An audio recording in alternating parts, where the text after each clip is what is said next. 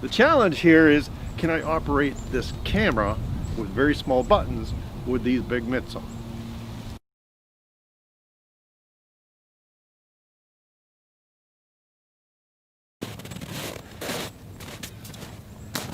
Well, it's cold. We're in the northeast United States and it's about 15 degrees Fahrenheit right now.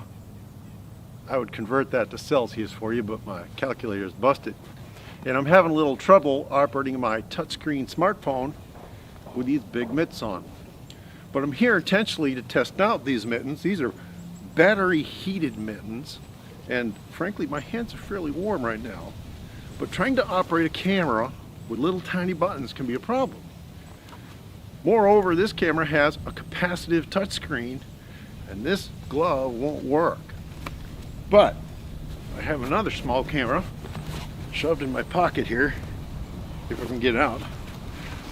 These are both Panasonic Lumix. They are micro 4/3 format, but this one has the same fold-out screen, but this one's a little bit older and is not capacitive, which means I can operate it with these gloves on. All right, so I'm going to try and make a photo right now. Get rid of my lens cap. Always handy to have your camera bag close by when there's snow on the ground. And at this point the camera's off. To turn it on, I just need to turn this lever. The LCD is now on. I don't know if you can see that, but I can certainly operate the zoom ring. And this is my shutter speed dial up here, no problem. This is my aperture dial. I can do that as well. This is the scene mode on the left. That's a little hard because I got too much material on the thumb of this mitten. But if I struggle with it, I can do it. I can change my camera mode. I'm in aperture priority. Now the real problem is going to be two things. One is these buttons here are very small and close together. And the menu button is right in the middle. Now if I can get to the rightmost button, that's the white balance. And in fact, I can activate the white balance. And I can change it using this dial. No problem. And on the top, that's my ISO button. If I can get out of there, hit the exit button, I hit the ISO, I can change the ISO. But that middle one is really difficult. So I can't do it with my thumb. The thumb has a little bit too much material on it. It's just too bulky. But I can use my index finger. If I point through the glove, I can touch the middle button, and now I'm in the menus. And I can scroll up, and I can scroll down. It's very difficult. But most of the buttons I can get to with these gloves on.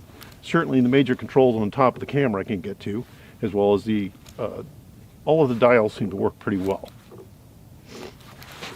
All right, so there's a problem here, and that is this camera has a sensor in it right at the top that when your face comes near to it, it shuts off the display screen. Let me see if I can actually turn that off using the menus. That's going to be hard. If I can get to the menu. Okay, I got into the menu, and right there I see eye sensor autofocus. I don't know if that's the right setting, but let's see if I can get over there. And I can actually operate the menu through these gloves. This is actually working. And now, if I want to do touch focus, that all works just fine because these gloves are compatible with a capacitive touchscreen. But I have to take the glove off. Now, let me stow that. I don't have any place to put it. Let's see if I can shove that in my pocket. I'll put the glove back on. My hands are starting to get cold. Let's try this camera instead. I'll turn it on.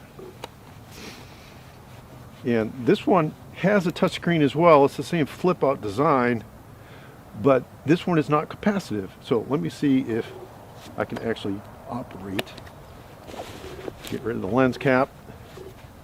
See if I can operate the touchscreen. That actually works.